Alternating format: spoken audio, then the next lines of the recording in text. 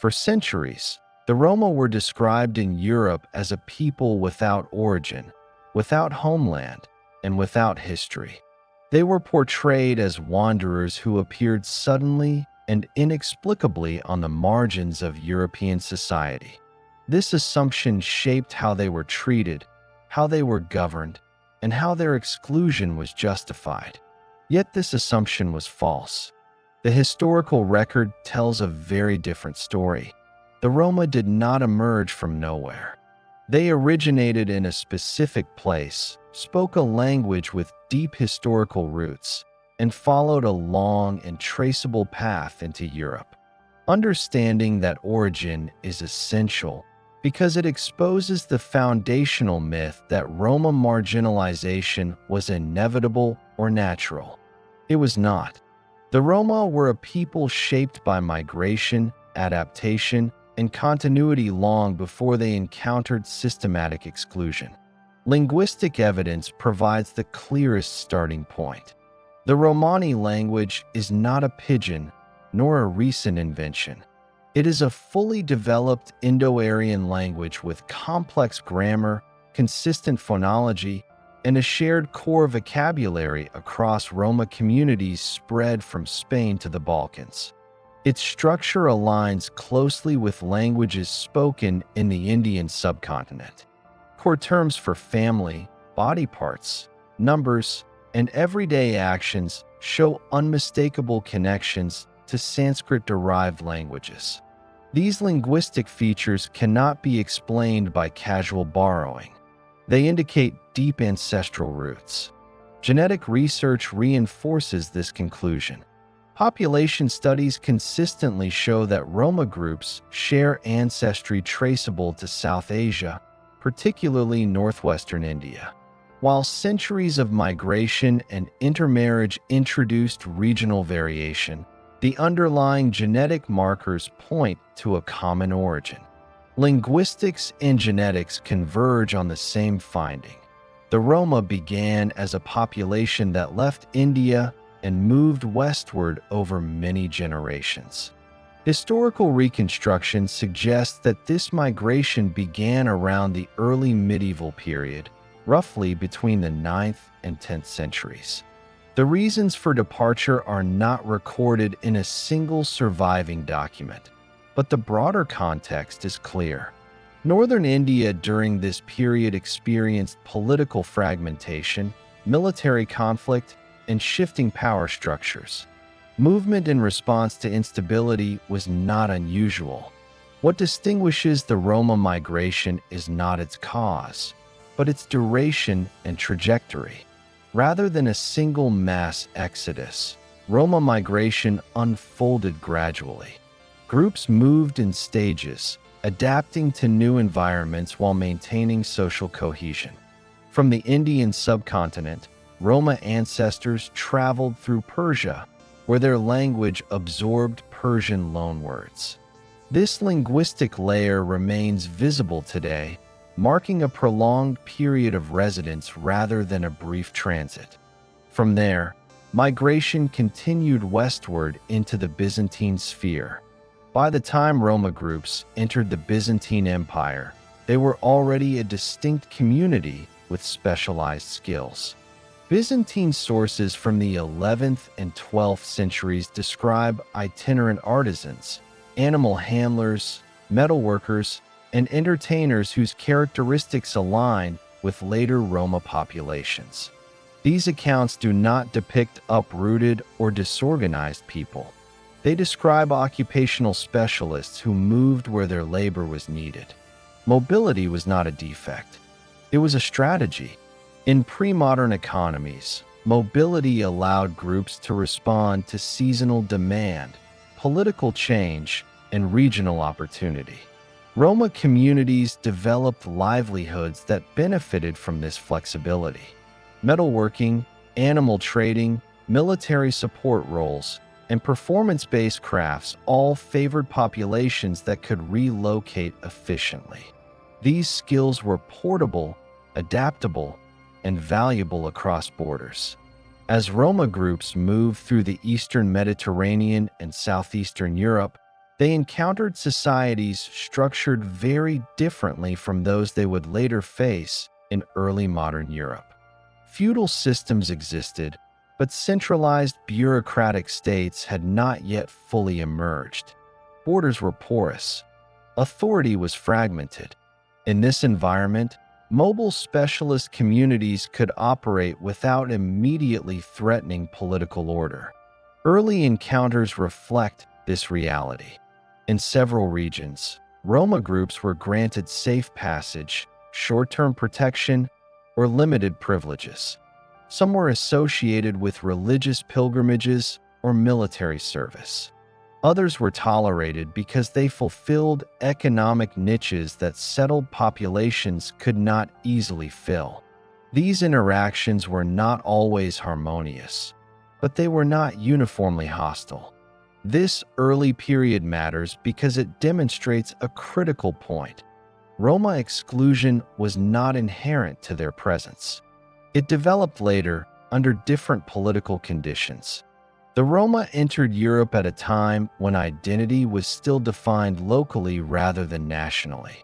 Allegiance was often to a lord, a city, or a faith, not to a centralized state. Roma communities navigated this landscape by negotiating access, offering services, and maintaining internal cohesion. Their survival depended on adaptability, not isolation. Crucially, Roma identity did not dissolve during migration. Language remained intact. Kinship structures persisted. Cultural practices are adapted without disappearing. This continuity contradicts the claim that Roma culture is the result of marginality. It predated marginality. The Roma social organization existed long before systematic exclusion began. By the late medieval period, Roma populations were present across much of southeastern Europe. Their arrival was gradual enough that it often went unnoticed in the historical record, precisely because it did not initially provoke a crisis. There was no sudden invasion, no demographic shock. Roma groups integrated economically where possible and remained distinct where necessary. The conditions that would later turn mobility into a crime did not yet exist. The Roma story begins not with rejection, but with movement. Not with criminality, but with labor. Not with marginality, but with adaptation. The Roma were not outside history when they arrived in Europe. They were part of it. Their later treatment was not the product of ancient animosity, but of changing political structures that would eventually redefine difference as danger. As Europe moved towards centralized authority, fixed borders, and sedentary populations, the very traits that once allowed Roma communities to survive would be recast as threats. Mobility would be criminalized. Autonomy would be punished. Identity would be legislated.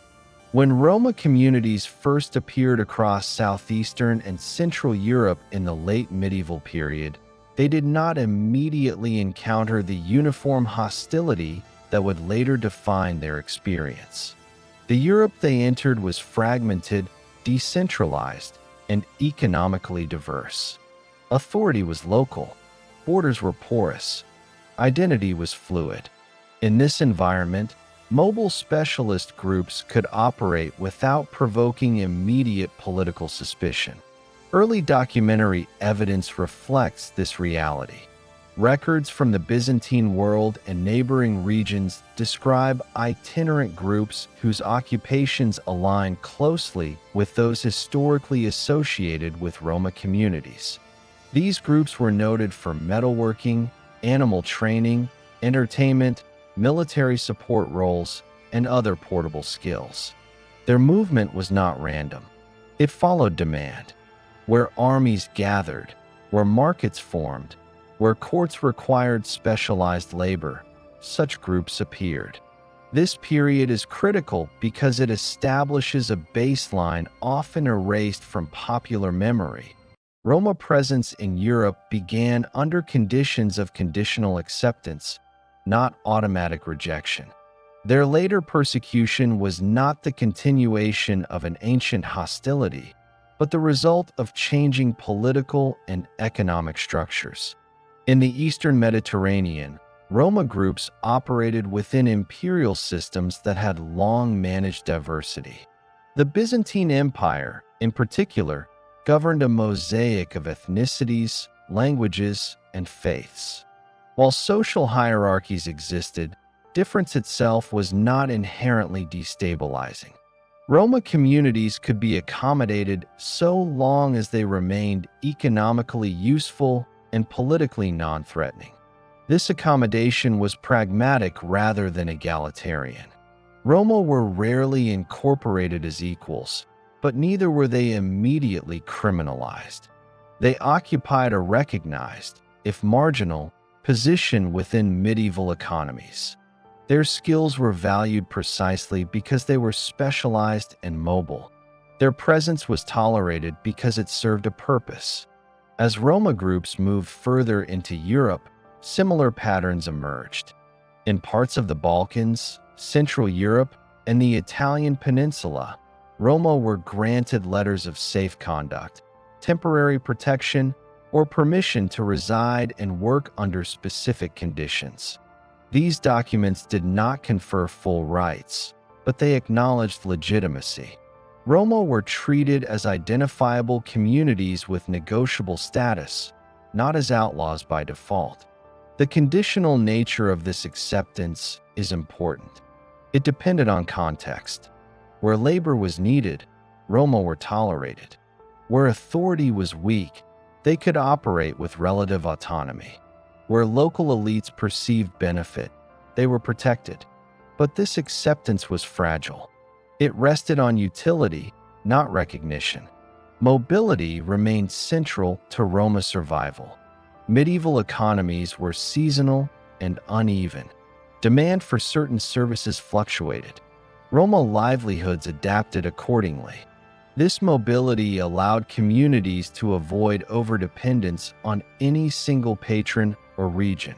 It also enabled them to maintain internal cohesion across distances, reinforcing kinship networks and cultural continuity.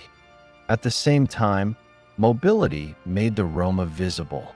Their difference was noticeable, even when it was not yet politicized. Distinct language, customs, and occupational patterns set them apart from settled populations. In a medieval context, this difference could coexist with tolerance. In a more centralized world, it would not.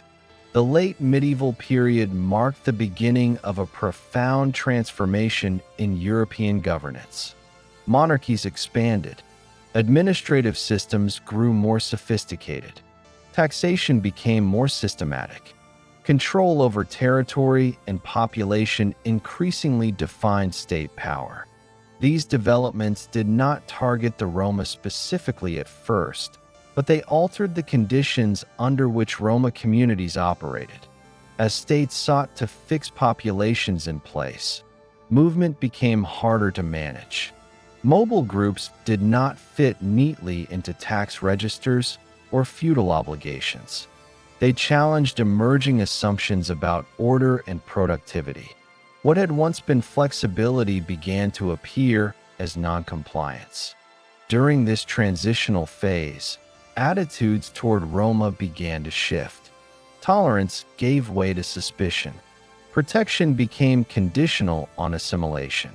Authorities increasingly demanded that Roma settle, register, or submit to local control. Refusal or inability to do so was interpreted not as a difference, but as defiance.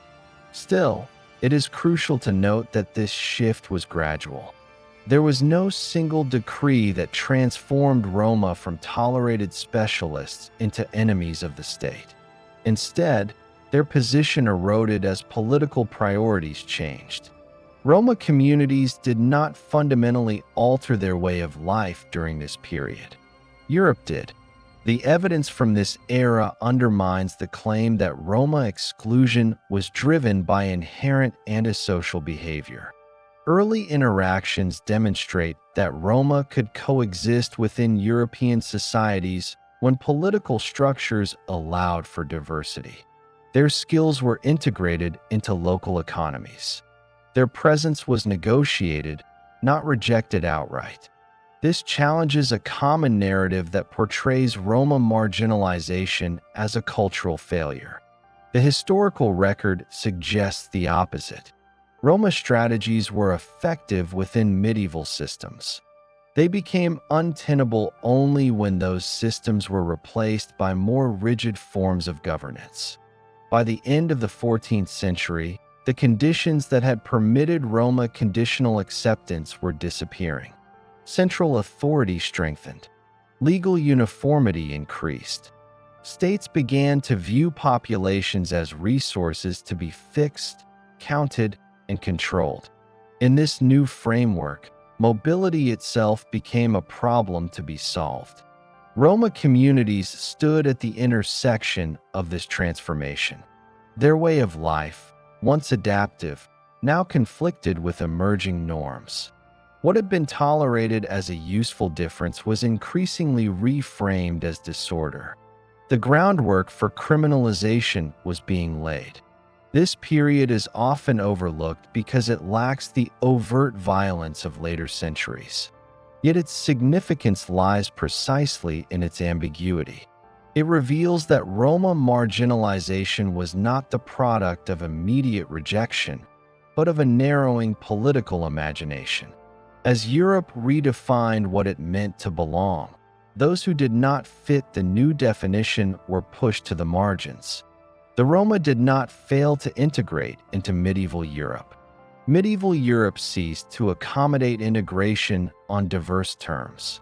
By tracing this transition, the historical record makes one conclusion unavoidable.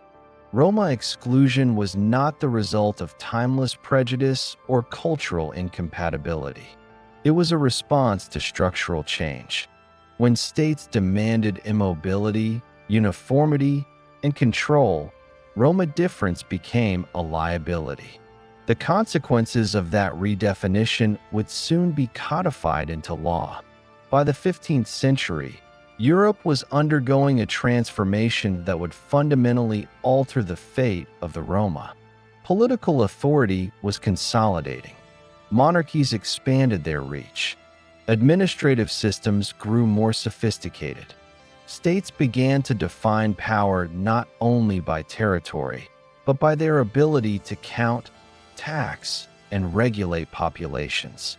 In this emerging order, mobility itself became a problem. For centuries, movement had been a normal feature of European life. Merchants, pilgrims, soldiers, seasonal laborers, and itinerant specialists traveled widely. But as states sought greater control over resources and revenue, they increasingly favored sedentary populations. Fixed residence made taxation predictable. Permanent settlements simplified surveillance. Mobility complicated governance. Roma communities were not the only mobile groups in Europe, but they were among the most visible. Their movement was collective, sustained, and culturally embedded. They did not migrate temporarily for trade or pilgrimage and then return home. Movement was integral to their economic strategy and social organization.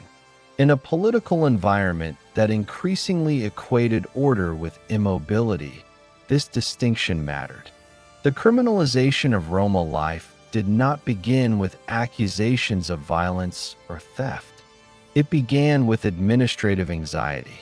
States struggled to categorize Roma communities within emerging legal frameworks. They did not fit neatly into feudal obligations, guild structures, or parish registers. They could not be easily taxed, conscripted, or bound to land. From the perspective of state authorities, this made them unpredictable. Unpredictability was reframed as danger. As legal systems expanded, they increasingly defined acceptable forms of movement. Travel requires permission. Begging was regulated. Labor was expected to occur within fixed jurisdictions. Those who moved without authorization were labeled vagrants. This category carried severe penalties, including forced labor, corporal punishment, and expulsion. Roma communities were quickly subsumed under these vagrancy laws. Their collective mobility was no longer interpreted as economic adaptation, but as a refusal to conform. Authorities began to associate the Roma movement with criminal intent, even in the absence of specific crimes. The act of moving itself became suspicious. This shift is evident in legal records across Europe. Decrees issued by emerging states increasingly targeted wandering peoples, masterless men, and foreign vagabonds. Roma were named explicitly in many of these statutes. Their presence was restricted. Their movement was banned. In some regions, they were declared outside the protection of the law entirely. The consequences were profound. Once Roma identity was legally associated with vagrancy, every Roma individual became vulnerable to punishment simply by existing. An arrest did not require evidence of wrongdoing. Identity itself was sufficient cause. This marked a decisive break from earlier periods of conditional tolerance. Crucially, this criminalization was not reactive. It did not follow a surge in Roma crime or disorder. It preceded it. States imposed restrictions first, and only later cited noncompliance as justification for further repression. The logic was circular and self-reinforcing. The political context explains why this occurred. Early modern states were engaged in constant competition. War, taxation, and administration demanded unprecedented levels of control. Populations were increasingly seen as assets to be managed. Those who could not be managed were viewed as threats to stability. Roma communities challenged this logic not through resistance, but through difference. Their social organization was not aligned with emerging state priorities. They did not anchor themselves to land. They did not integrate into guild systems. They maintained internal authority structures rather than submitting fully to external control. These traits, once tolerated, now appeared subversive. State responses escalated accordingly. Authorities demanded a settlement. Roma were ordered to abandon traditional livelihoods and take up fixed occupations. Children were pressured or forced into local households. Language and dress were increasingly regulated. Failure to comply resulted in expulsion, imprisonment, or violence. The shift from tolerance to repression was uneven but widespread. Different regions implemented different measures, but the underlying rationale was consistent. Mobility was incompatible with state building. Roma mobility was therefore unacceptable. This period also saw the emergence of racialized thinking, though not yet in its modern form. The Roma difference was increasingly described as inherent rather than circumstantial. Legal language framed the Roma as naturally inclined toward disorder, idleness, or deceit. These descriptions were not based on empirical observation. They were administrative justifications for exclusion. Once encoded in law, these assumptions hardened. Stereotypes that would later be treated as cultural truths were, in fact, legal inventions. States created the category of the Roma as a problem and then governed accordingly. The effects on Roma communities were immediate and destabilizing. Traditional economic strategies were disrupted. Movement routes were blocked. Access to markets was restricted. Communities faced a constant threat of arrest or expulsion. Survival required evasion, concealment, or dependence on sympathetic patrons. Ironically, these conditions produced behaviors that authorities then cited as evidence of criminality. Forced into precarity, Roma communities sometimes relied on informal economies or avoidance of official structures. This was not the cause of persecution. It was its consequence. The criminalization of mobility also fractured Roma relations with surrounding societies. Where earlier interaction had been negotiated through exchange and service, it was now mediated by law enforcement. Roma presence was no longer a matter of local discretion. It became a matter of state security. By the 16th century, Roma exclusion had become normalized. Legal codes treated them as permanent outsiders. Even when individual Roma attempted to settle or assimilate, they were often denied legal recognition. Identity followed them regardless of behavior. This is a critical point. Roma persecution was not primarily about what the Roma did. It was about what they represented in a changing political order. They embodied a form of life that lay beyond the state's ability to regulate. That alone was sufficient to provoke repression. The criminalization of mobility set a precedent that would shape Roma history for centuries. It transformed difference into deviance. It justified violence through legality. It shifted responsibility for exclusion away from institutions and onto the excluded. From this point forward, Roma marginalization would no longer depend on local attitudes or economic need. It would be enforced systematically through law. What began as administrative categorization would become codified exclusion. By the early 16th century, the marginalization of the Roma had crossed a decisive threshold. What had begun as administrative suspicion and localized repression hardened into formal legal regimes. Across Europe, Roma identity itself became a matter of law. Presence was criminalized. The difference was regulated. Exclusion was codified. This was not the result of a single decree or a coordinated continental conspiracy. It was the outcome of converging state priorities. As early modern governments expanded their legal capacity, they increasingly sought to standardize populations. Uniform law, fixed residence, and regulated labor became pillars of governance. Communities that fell outside these norms were no longer merely inconvenient. They were unlawful. Roma communities were among the first to be targeted. Legal statutes from the 16th through the 18th centuries reveal a striking pattern. In region after region, Roma were named explicitly as undesirable populations. Laws banned their entry, restricted their movement, and imposed severe penalties for noncompliance. In some territories, Roma were declared outside the protection of the law entirely. This meant they could be punished, expelled, or killed without legal consequence. The significance of these statutes lies not only in their severity, but also in their scope. They did not regulate specific actions. They regulated identity. A Roma person could be arrested not for theft, violence, or fraud, but simply for existing in a given place. Guilt was presumed. The legal process was optional. Authorities justified these measures by invoking public order. Roma were described as inherently idle, deceitful, or dangerous.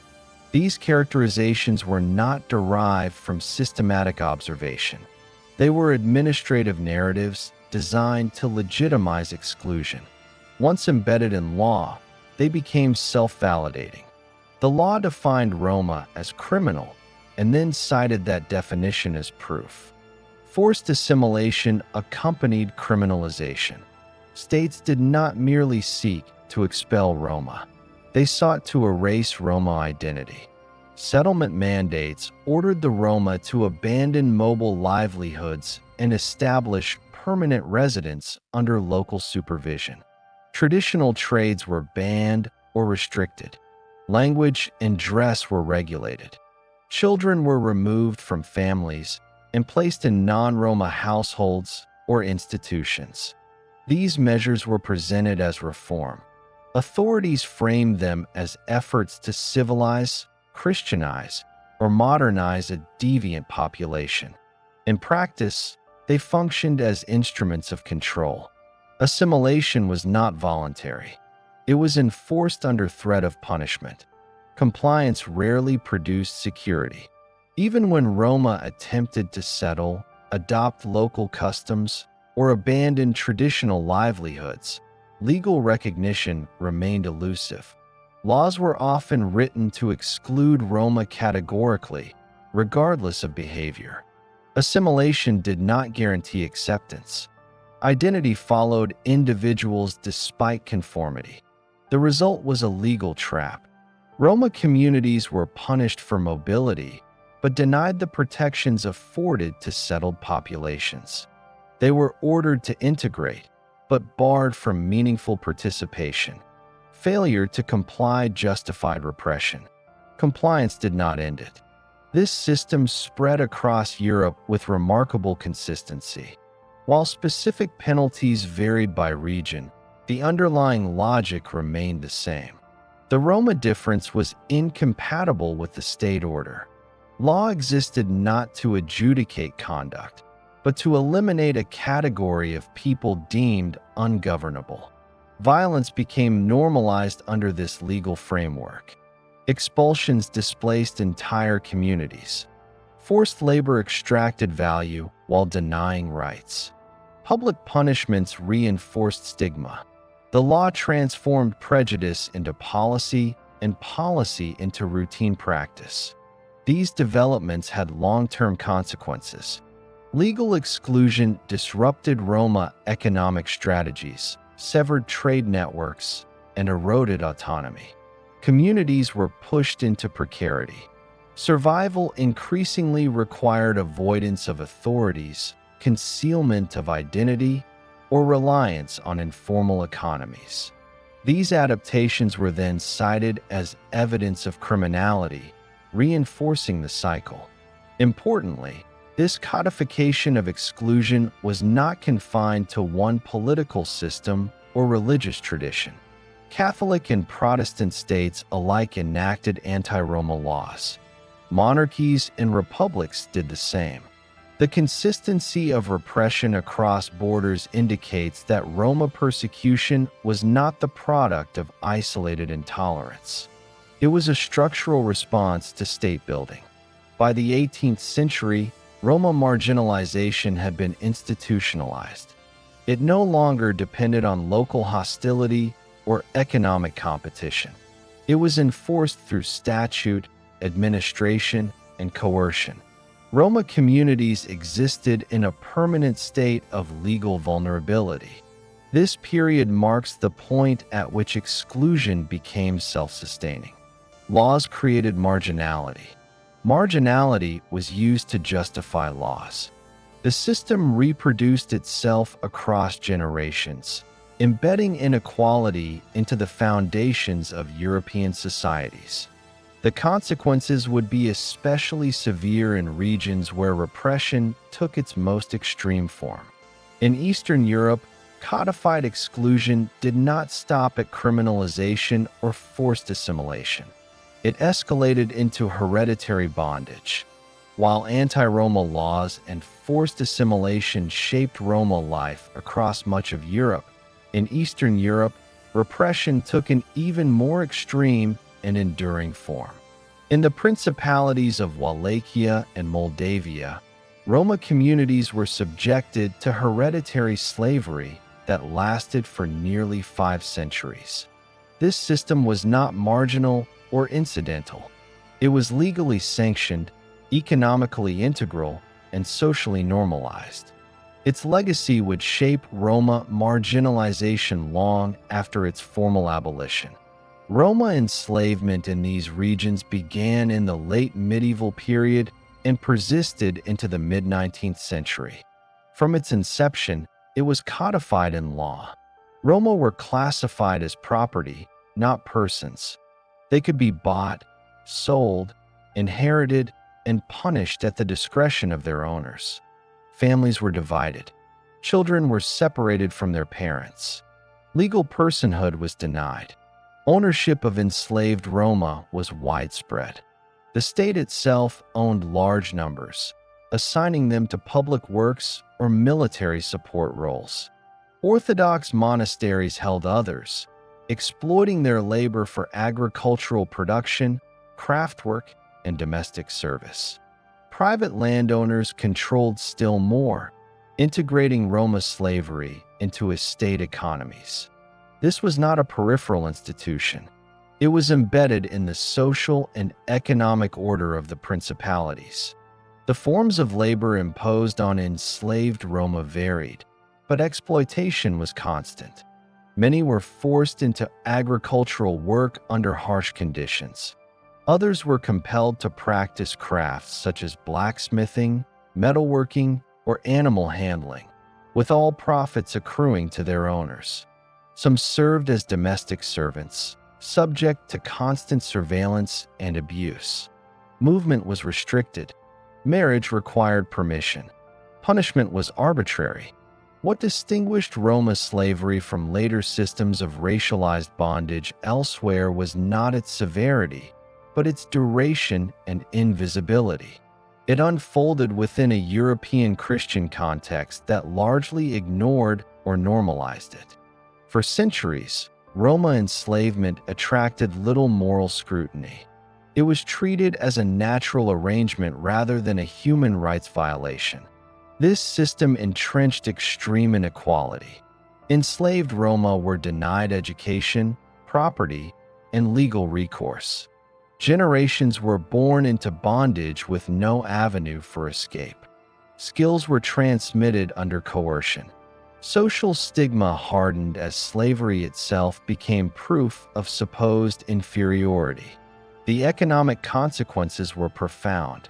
Roma communities were stripped of autonomy and prevented from accumulating resources. Wealth produced through their labor flowed outward to landowners, monasteries, and the state. Poverty was not incidental. It was engineered and inherited. Abolition came slowly and unevenly in the 19th century. Pressure from reformers, shifting political priorities, and external influence eventually led to emancipation decrees. By the 1850s, Roma slavery was formally ended in Wallachia and Moldavia. But emancipation was imposed without preparation or restitution. Formerly enslaved Roma received no land, no compensation, and no institutional support. They were released into societies that had structured themselves around their exploitation. The same elites who had owned Roma now controlled access to employment, housing, and legal protection. Freedom arrived without means.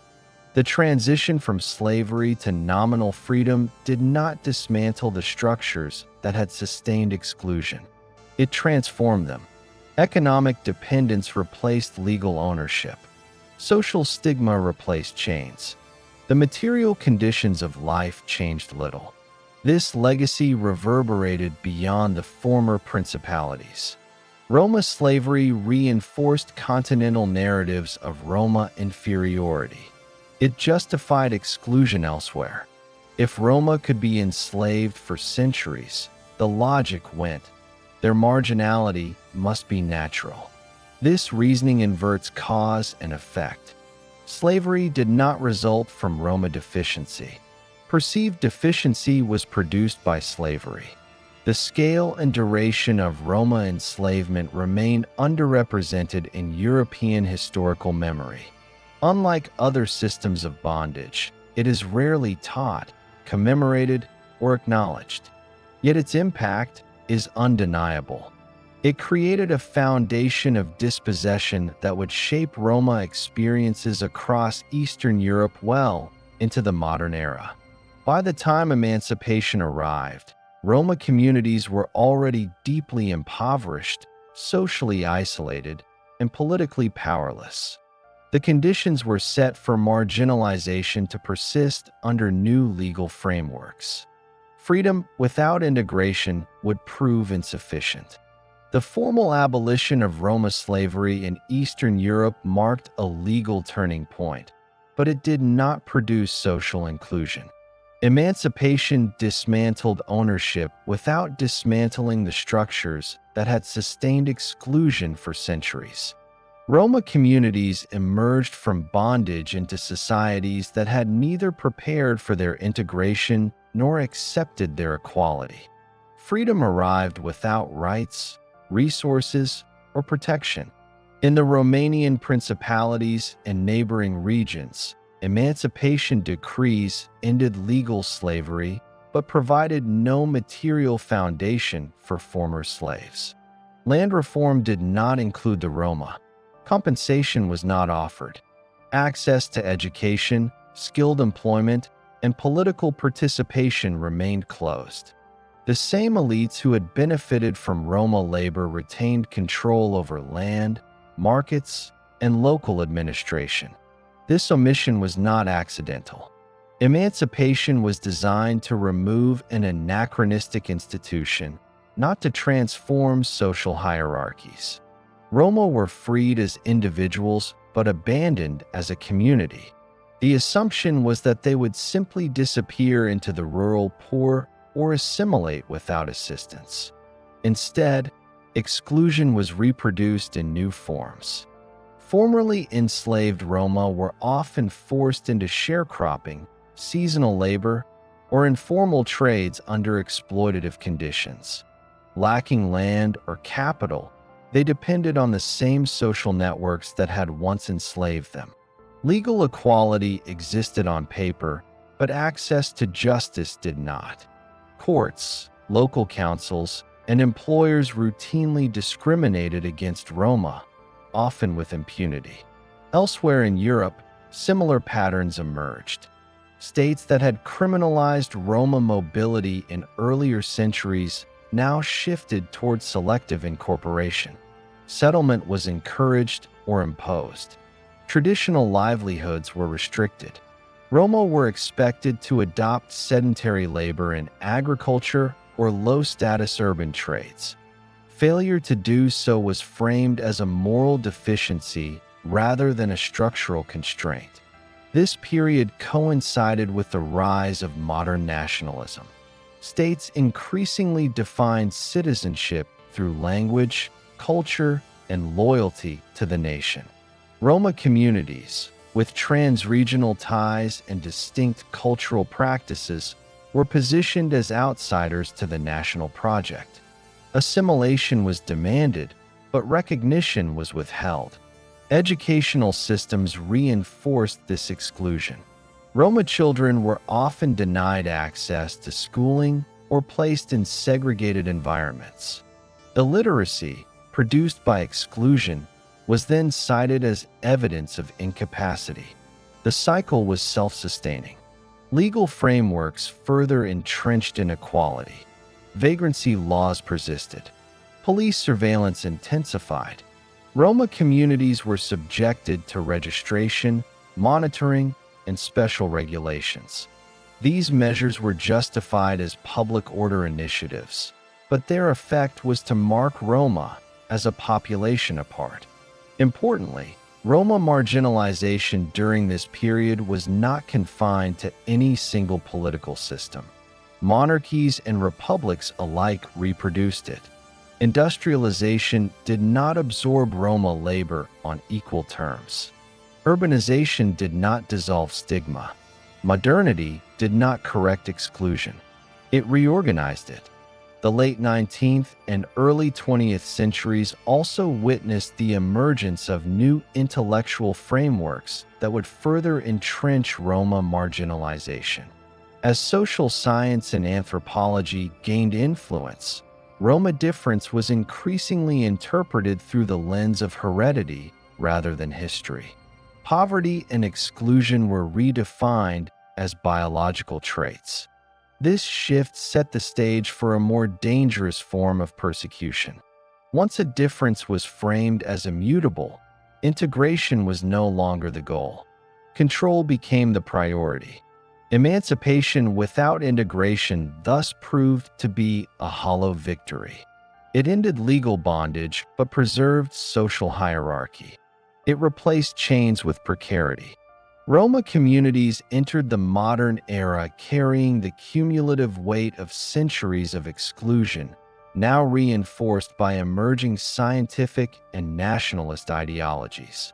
The consequences of this failure would soon become catastrophic. By the late 19th century, Roma marginalization entered a new and far more dangerous phase. The exclusion that had once been justified through law, custom, and economics was now recast as science. Across Europe, emerging disciplines such as anthropology, criminology, and racial biology claimed to explain social difference through heredity. These claims would provide a powerful new rationale for repression.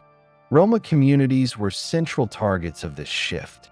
Scholars and bureaucrats increasingly described Roma not as a historically marginalized people, but as a biologically distinct and inferior population.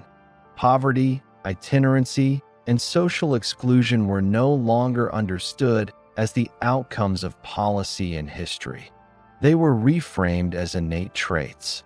Roma were labeled genetically predisposed to criminality, idleness, and antisocial behavior. These assertions were presented as objective findings, even though they relied on circular reasoning and selective observation. This pseudoscientific framing had profound implications. If Roma's difference was biological, then integration was futile. Education, economic inclusion, and legal reform could not change what was assumed to be inherited. The policy response shifted accordingly. States moved from conditional inclusion toward permanent control. Throughout Europe, Roma populations were subjected to intensified surveillance. Registration systems cataloged families, movements, and physical characteristics. Police forces compiled ethnographic files. Mobility was restricted further. Children were removed from families deemed unfit. These measures were justified as preventive rather than punitive, rooted in the supposed need to protect society. The rise of fascist movements in the early 20th century accelerated these trends. Fascist ideology elevated racial purity, social conformity, and state authority. Groups defined as biologically deviant were cast as existential threats. Roma communities, already stigmatized and monitored, were easily incorporated into this worldview. Under Nazi rule and in Allied regimes, Roma persecution escalated from repression to annihilation. Laws classified Roma as racially inferior alongside Jews. Deportations followed. Families were rounded up and transported to ghettos, camps, and killing sites. Men, women, and children were subjected to forced labor, medical experimentation, starvation, and execution. This campaign of extermination is known among Roma communities as the Parajmos, the devouring. Hundreds of thousands were murdered across occupied Europe. Entire communities disappeared. In some regions, Roma populations were nearly wiped out. The genocide did not emerge suddenly. It was the culmination of centuries of dehumanization. Racial pseudoscience provided the final justification for policies that law and custom had already normalized. Genocide was presented as an administration. Even within the machinery of extermination, Roma suffering was often treated as secondary.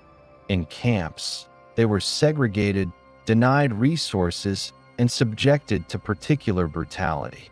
Children were killed alongside their parents. Survival rates were devastatingly low. The end of the Second World War brought liberation, but not recognition. While the scale of Roma destruction was immense, it was largely absent from post-war reckoning. Trials focused primarily on other victim groups. Reparations excluded Roma. Memorialization bypassed them. This absence was not accidental. The same stereotypes that had justified persecution persisted. Roma survivors were viewed not as victims of racial genocide, but as social problems. Their suffering did not fit the moral narrative of post-war Europe. The Parajmos thus occupies a paradoxical place in history. It represents the most extreme expression of Roma persecution, yet it remains one of the least acknowledged genocides of the 20th century. Its erasure compounded its damage. By the mid-20th century, Roma communities had endured enslavement, legal exclusion, forced assimilation, and genocide. Each phase built upon the last. Racial pseudoscience did not invent Roma marginalization. It weaponized it. The failure to confront this history would shape the post-war world. Without recognition, there could be no restitution. Without restitution, exclusion would persist. The defeat of fascist regimes in 1945 marked a moment of reckoning for Europe. War crimes trials exposed the machinery of genocide. New legal frameworks promised human rights, equality before the law, and protection against racial persecution. For many victimized groups, this period brought at least partial recognition and restitution. For the Roma, it did not. In the immediate aftermath of the Second World War, Roma survivors emerged from camps, forced labor sites, and hiding places to find themselves once again invisible. Their suffering during the war was rarely acknowledged by the occupying authorities or post-war governments. In many countries, the Roma genocide was not formally recognized at all. Where it was acknowledged, it was often minimized or treated as incidental. This failure had legal consequences. Compensation programs established for victims of Nazi persecution frequently excluded Roma. Eligibility criteria relied on categories that did not recognize Roma as victims of racial policy. Bureaucratic definitions framed Roma persecution as a matter of social control rather than genocide. Survivors who applied for reparations were often denied because they had been interned as vagrants or criminals rather than as racial targets. The logic was deeply flawed, but it was consistent with long-standing stereotypes. Roma's suffering was reinterpreted through the same administrative lenses that had justified persecution before the war. Identity-based targeting was erased. Structural violence was reframed as lawful regulation. War crimes trials reinforced this marginalization. The Nuremberg proceedings and subsequent prosecutions focused primarily on crimes against other groups. Roma testimony was rare. Roma losses were not systematically documented. The absence of Roma voices from these forums contributed to their exclusion from the emerging moral narrative of the post-war world. Memorialization followed the same pattern. Public remembrance emphasized certain victim groups while neglecting others. The Roma dead were rarely named. Memorial sites often omitted Roma victims entirely. Where Roma were mentioned, it was frequently as an afterthought. This silence had lasting effects. Recognition is not symbolic alone. It confers legitimacy, access to resources, and historical standing. Without recognition, Roma communities lack the institutional leverage needed to demand restitution, rebuild communities, or secure political representation.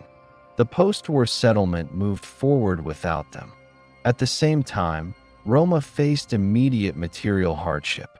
Communities returned to destroyed homes or found them occupied. Employment was scarce. Social services were limited.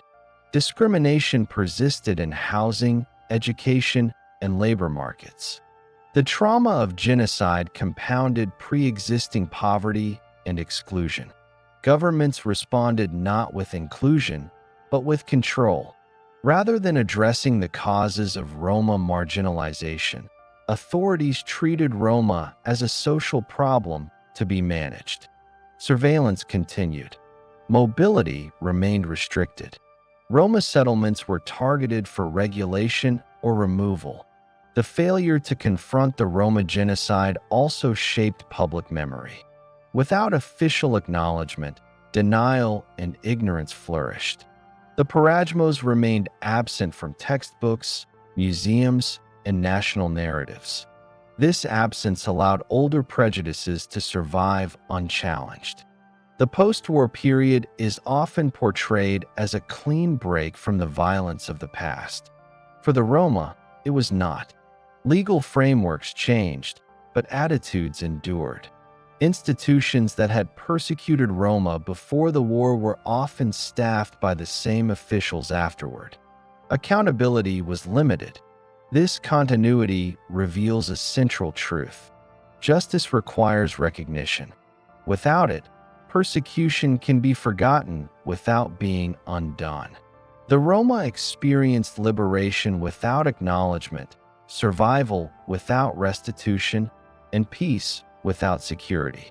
By failing to address the specific harms inflicted on Roma communities, post-war Europe ensured that exclusion would persist under new forms. The foundations of marginalization remained intact.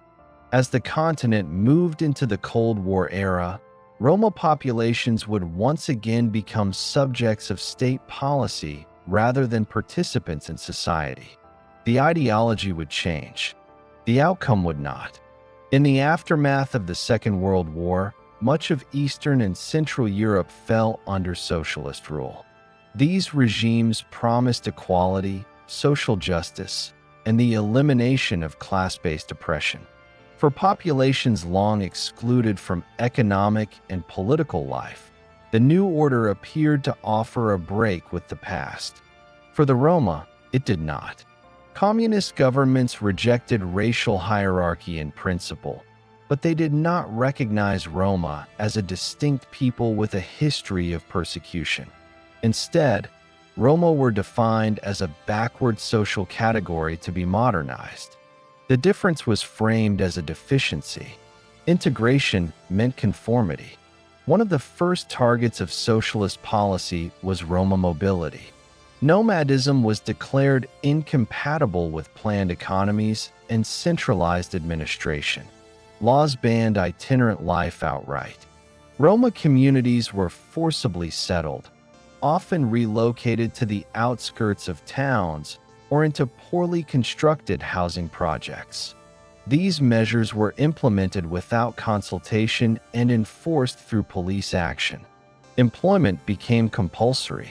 On paper, this appeared inclusive. In practice, Roma were funneled into the lowest paid, most hazardous forms of labor. Industrial jobs offered stability but little advancement. Agricultural work remained seasonal and insecure. Discrimination persisted despite official rhetoric of equality. Cultural suppression accompanied economic control. The Romani language and traditions were discouraged or banned in public life. Education systems emphasized assimilation into the dominant national culture. Roma identity was treated as an obstacle to progress rather than a legitimate expression of community. State surveillance intensified. Roma populations were monitored through registration systems and local councils. Deviations from prescribed behavior were punished administratively. Welfare access was conditional on compliance. Integration was enforced, not negotiated.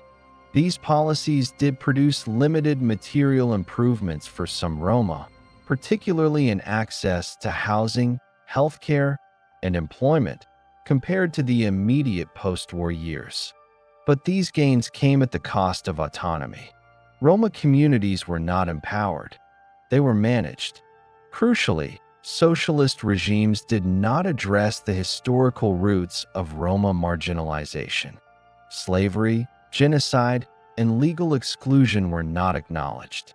Without recognition, policies focused on surface-level conformity rather than structural repair. The result was a fragile inclusion that depended entirely on state control. By the late 1980s, this system began to collapse. When it did, the vulnerabilities it had concealed were exposed. The end of communist rule would not bring liberation. It would bring abandonment. The collapse of communist regimes across Eastern and Central Europe marked a profound political and economic rupture. Planned economies were dismantled. State industries were privatized or shut down. Welfare systems contracted. Governments withdrew from sectors they had long controlled. For many citizens, the transition was painful. For Roma communities, it was catastrophic. Under socialism, Roma inclusion had been fragile and coercive, but it had provided minimal stability. Employment, however unequal, was often guaranteed. Housing, however inadequate, was state-assigned. Healthcare and education, however discriminatory, were accessible. When these structures collapsed, Roma communities were among the first to lose what little security they had. Mass unemployment followed deindustrialization. Factories closed. Agricultural collectives dissolved. Roma workers, concentrated in low-skilled positions, were dismissed early and rehired rarely. Discrimination in emerging labor markets compounded exclusion. Employers openly refused to hire Roma. Informal economies expanded, but they offered no stability or protection. Housing conditions deteriorated rapidly. State-owned housing was privatized, often excluding Roma residents. Maintenance collapsed. Segregated settlements expanded on urban peripheries and rural margins. In some cases, entire communities were displaced without adequate alternatives. Ghettos hardened where integration had once been imposed. Education systems, restructured under austerity, reproduced inequality. Roma children were disproportionately tracked into inferior schools or special education programs. This segregation limited long-term opportunity and reinforced cycles of poverty. Exclusion became generational. The political climate intensified these effects. As communist ideology receded, nationalist narratives resurged.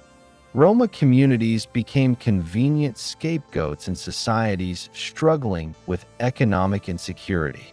Hate speech increased. Violent attacks occurred with alarming frequency.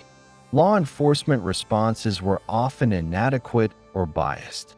European integration offered new legal frameworks, but implementation lagged. Anti-discrimination laws existed on paper, but enforcement was weak. Roma exclusion persisted through informal practices rather than explicit statutes. The post-communist transition revealed a central truth. Integration imposed from above, without empowerment or restitution, collapses when the state withdraws. Roma marginalization adapted once again to a new political economy. By the early 21st century, Roma communities faced renewed exclusion under democratic systems that promised equality but delivered segregation. That reality defines the present. In the early 21st century, Europe presents itself as a continent committed to human rights, equality before the law, and the protection of minorities. Many states have adopted anti-discrimination legislation, signed international conventions, and publicly affirmed Roma inclusion as a policy goal. Yet for Roma communities across Europe, daily life tells a different story. Exclusion has not ended. It has changed form. Today, Roma marginalization operates through systems rather than statutes. Explicitly racist laws are rare. Structural barriers are not. Housing segregation remains one of the most visible manifestations. In many countries, Roma communities are concentrated in isolated settlements on the outskirts of towns or in neglected urban districts. These areas often lack basic infrastructure, including sanitation, reliable electricity, and access to public services. Segregation is maintained through zoning decisions, housing markets, and local resistance rather than formal exclusion. The result is separation without a legal declaration. Education reproduces this divide. Roma children are disproportionately placed in segregated schools or assigned to special education programs that limit academic progression. These placements are often justified by language barriers or standardized testing, but the outcomes are consistent: lower educational attainment, restricted opportunity, and early exit from formal schooling. Once again, inequality is produced administratively and explained culturally. Labor market discrimination persists despite legal prohibitions. Roma applicants routinely face rejection based on name, address, or appearance. Informal employment remains common, offering little security or protection. Poverty is treated as personal failure rather than a historical consequence. Social mobility remains limited. Policing and surveillance further entrench exclusion. Roma neighborhoods are disproportionately targeted for law enforcement activity. Evictions are carried out with minimal notice. Collective punishment is not uncommon. These practices reinforce mistrust and perpetuate the perception of Roma communities as inherently problematic. Political representation remains minimal. Roma voices are underrepresented in local and national decision-making. Policies affecting Roma communities are often designed without Roma participation. Inclusion is framed as a technical problem rather than a political one. At the European level, initiatives and funding programs exist, but results are uneven. Implementation depends on national and local authorities, where resistance remains strong. Progress is slow. Accountability is limited. What distinguishes contemporary marginalization is its deniability. Exclusion persists without overt declaration. Inequality is sustained through bureaucratic routine rather than open hostility. The chains are gone. The boundaries remain. This continuity underscores the central argument of this documentary. Roma marginalization did not survive by accident. It adapted.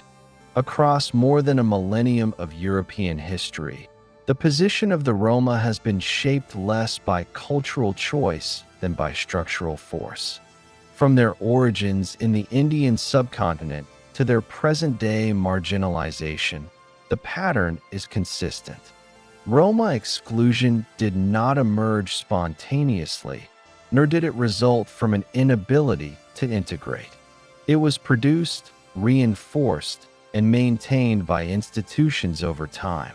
The historical record demonstrates continuity rather than rupture. Early Roma communities navigated medieval societies that still allowed flexibility and negotiated difference. Their marginalization began not with their arrival, but with the transformation of Europe itself. As states consolidated power, demanded immobility, and standardized populations, Roma life was redefined as a problem. Law criminalized identity. Policy enforced assimilation. Slavery entrenched dispossession. Pseudoscience rationalized dehumanization. Genocide marked its most extreme expression. At no point was exclusion the result of the Roma's refusal to participate in society. Participation was repeatedly conditioned on the erasure of identity, denied in practice, or rendered impossible by legal and economic barriers. When Roma adapted, exclusion adapted in response. When systems changed, marginalization was reorganized rather than dismantled. This persistence across monarchies, republics, fascist regimes, socialist states, and liberal democracies exposes a fundamental truth. Roma marginalization is not tied to a single ideology. It is embedded in institutional practices that prioritize control over inclusion and uniformity over pluralism. The consequences are visible today. Segregation, poverty, and discrimination are not remnants of a distant past. They are the cumulative outcome of policies that denied land, education, legal recognition, and political voice over generations. Present conditions cannot be understood in isolation from that history. Historical responsibility follows from historical causation. If exclusion was built, it can be dismantled. But dismantling requires acknowledgement. It requires abandoning narratives that blame Roma communities for conditions imposed upon them. It requires confronting the institutional choices that produced marginalization and recognizing Roma as historical subjects rather than social problems. The Roma are not a people without history. They are a people whose history has been systematically ignored because it challenges comfortable narratives about Europe itself. Once that history is examined honestly, the conclusion is unavoidable. Roma exclusion was not inevitable. It was constructed, and what has been constructed can, in principle, be undone.